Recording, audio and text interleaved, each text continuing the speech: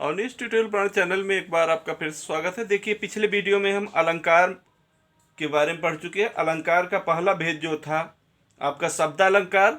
शब्दालंकार के जो भेद थे उसमें अर्था, यमक और श्लेष, इनको पढ़ लिया गया है विथ एग्जाम्पल। आज हम लोग जो है अलंकार का दूसरा भेद अर्थालंकार पढ़ेंगे। ठीक, अर्थालंकार के सैकड़ों भेद होते हैं, 100 से अधिक। जैसे उपमा, रूपक, उत्प्रेक्षा, भ्रांतिमान, संदेह, व्यतिरेक, अतिशयोक्ति, प्रतिवस्तु उपमा, दृष्टांत, इस ढंग से बहुत हैं। लेकिन जो इम्पॉर्टेंट है उसमें सबसे ज़्यादा इम्पॉर्टेंट उपमा अलंकार, रूपक अलंकार, उत्प्रेक्षा अलंकार। इन तीनों अलंकारों में से कक्षा 10 के छात्रों के लिए भी, कक्षा 12 के छात्रों के लिए भी बोर्ड परीक्षा में निश्चित तौर पर पूछा जाता है।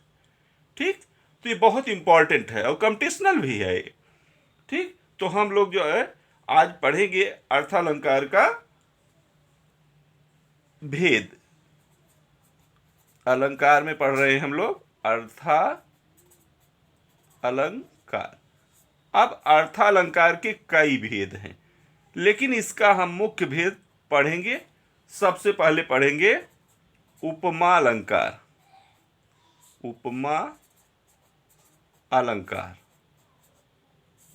ठीक। हाँ, प्लीज़ चैनल पर नए हैं तो चैनल को सब्सक्राइब कर लीजिए, ज़्यादा से ज़्यादा लाइक और शेयर करिए भाई। और आपसे हम कुछ नहीं मांग रहे हैं, इतना तो आप मुझे अपाहिज के लिए कर ही सकते हैं। ठीक है, मैं एक्सीडेंटल हूँ, आपको वीडियो में बता भी चुका हूँ। ठीक, तो उपमा अलंकार, और चैनल पर मेरे जाके हिंदी से रिलेटेड काफ़ी जो कि बोर्ड परीक्षा या इम्पॉर्टेंट जानकारी वो आपको मिल जाएगी अगर उस चैनल पर विजिट करेंगे। ठीक, तो उपमा अलंकार क्या होता है इसको देखा जाए। सबसे पहले डिफिनीशन देख ली जाए। समान धर्म,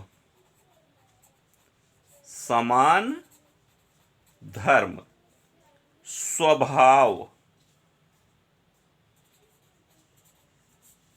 शोभा, गुण आदि के आधार पर, ठीक है, आदि के आधार पर जहां एक वस्तु की तुलना दूसरी वस्तु से की जाती है, दूसरी वस्तु से की जाती है, ठीक, वहां उपमा अलंकार होता है। उपमा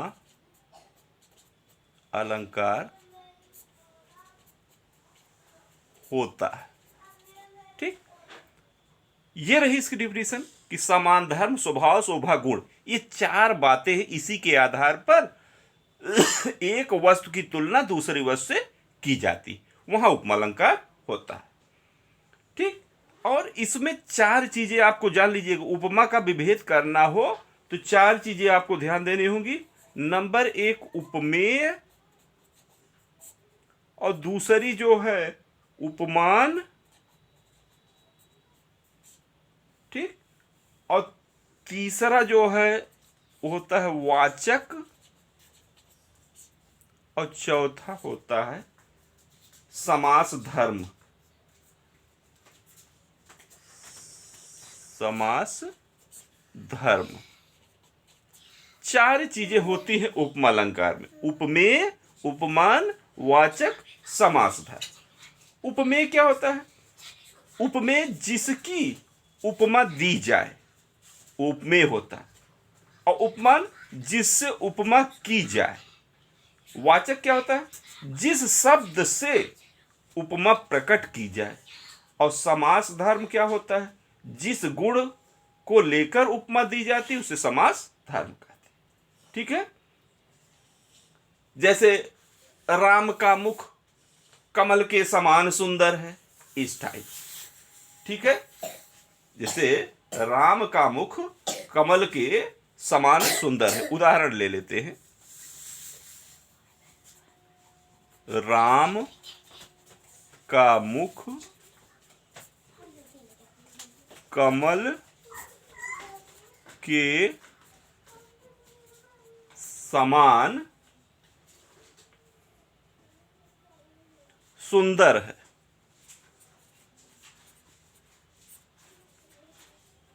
ये उदाहरण आप दे दिए। अब इसका विभेद कर दीजिए। इसमें अलंकार की व्याख्या जब करेंगे तो उपमेय क्या हो गया? उपमेय इसमें यूज हुआ राम का मुख। राम का मुख, ये उपमेय हो गया। उपमान क्या है?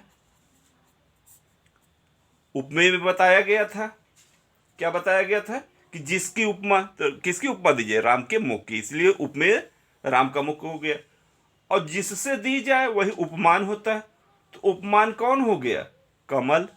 कमल से दी जा रही है। ठीक। वाचक कौन होगा तब?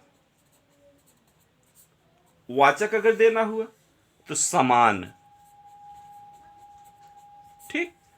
और समास धर्म यहां क्या है? समास धर्म, ये सुंदर, ये समास धर्म।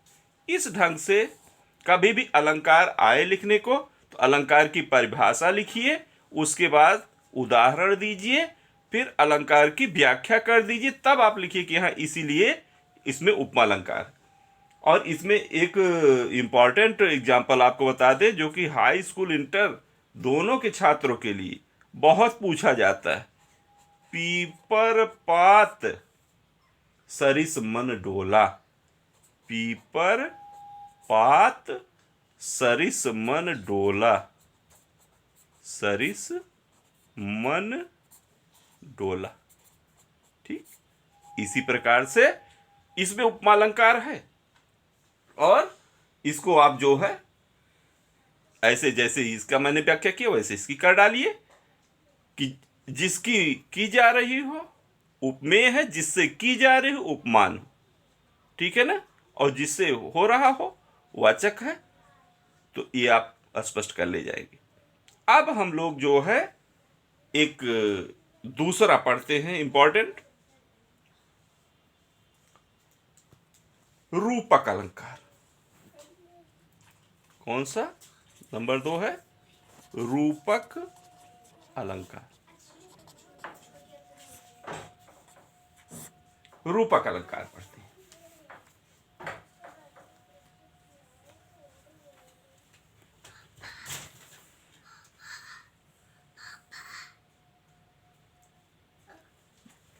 इसमें जहां उपमेय में, परिभाषा देखिए, जहां उपमेय में उपमान का, उपमेय में उपमान का आरोप करके, जहां उपमेय में उपमान का आरोप करके दोनों में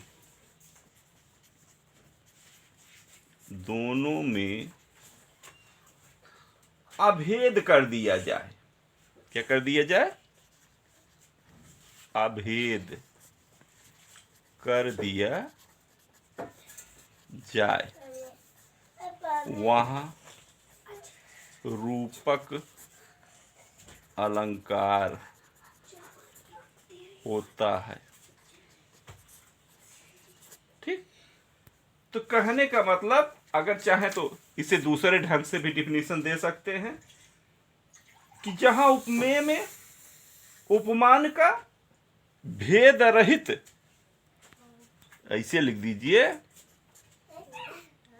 जहां उपमेय में उपमान का भेद रहित आरोप हो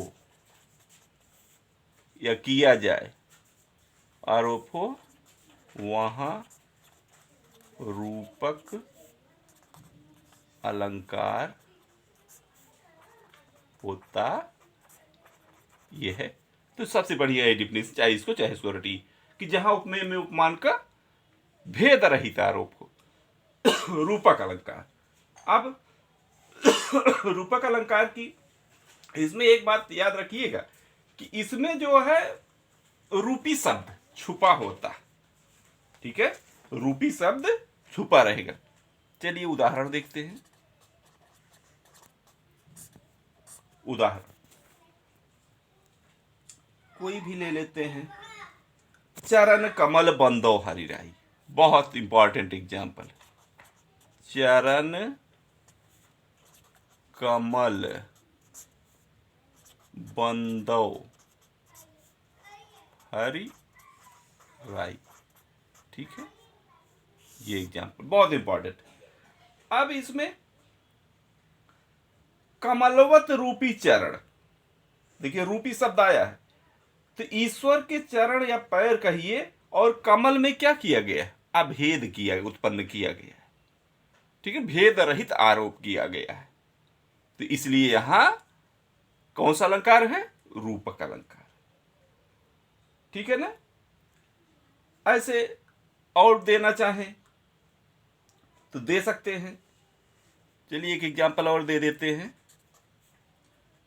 विदग्ध होके कण, विदग्ध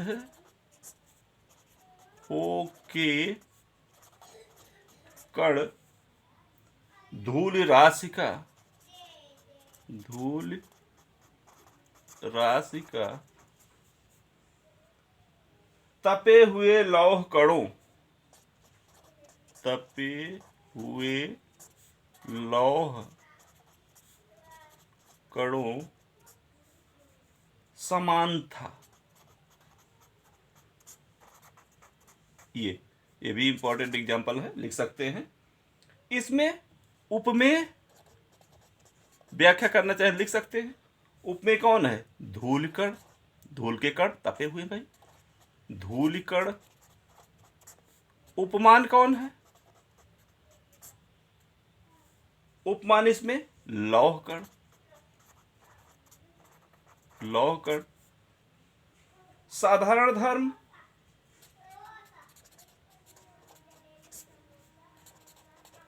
साधारण धर्म तपन, जो गर्मी लग रही है, ठीक है, तपन। और वाचक शब्द इसमें क्या है, समान, वाचक शब्द जो है वो समान हो गया, क्या है, समान। इस ढंग से व्याख्या करके आप बता सकते हैं। और लास्ट जो कि इंपॉर्टेंट है, उत्प्रेक्षा अलंकार। कौन सा, उत्प्रेक्षा, उत्प्रेक्षा अलंकार बहुत इंपॉर्टेंट भाई। इसी तीन में से बोर्ड परीक्षा में आ भी जाता है, भी जान लीजिए आएगा भी। तो इसकी परिभाषा, जहां उपमेय में, उपमेय में उपमान की संभावना की जाए, की संभावना की जाए, वहां उत्प्रेक्षा अलंकार होता है। कौन सा, उत्प्रेक्षा अलंकार होता है, ठीक। कोई एग्जांपल इसमें भी ले लीजिए, और इसमें आपको बता दे, मानो मनु मनहु जानो जनु जनहु, ठीक है ना, ये मिलेंगे जरूर, अगर जिसमें हो तो पहचान बहुत बड़ी है। कौन सा, मानो मनहु, मनु, मनु मनहु, जानो जनु, जनहु। अगर ये मिल जाए, कोई भी शब्द निश्चित है आएगा, अगर उत्प्रेक्षा है तो उस काव्य में इन शब्दों का निश्चित है प्रयोग हुआ है। अगर ये है तो आप सीधे कह दीजिए कि यहां उत्प्रेक्षा अलंकार है। जैसे सोहत ओढ़े पीत पट, एक एग्जाम्पल ले रहे हैं। सोहत ओढ़े पीत पट और श्याम सलोने गात, श्याम सलोने गात। मनहु नील मन सैर पर, देखिए मनहु आ गया, मनहु नील मणि शैल पर आतप पर प्रभात। ठीक है ना, आतप पर्यो प्रभात, आतप पर्यो प्रभात। ये है, इसमें देखिए मनहु शब्द आया है। इसमें क्या है कि उपमेय में उपमान की केवल संभावना की गई, मनहु। ठीक है, तो जहां भी उपमेय में उपमान की संभावना की जाए वहां उत्प्रेक्षा अलंकार होता है। बहुत से एग्जाम्पल हैं, ठीक है, आप उसमें पहचान सकते हैं। जैसे लता भवन में प्रगट भे तही अवसर दो भाई, निकसे जन जुग विमल विधु, जलद पटल बिलगाई। इसमें देखिए आया था जनु।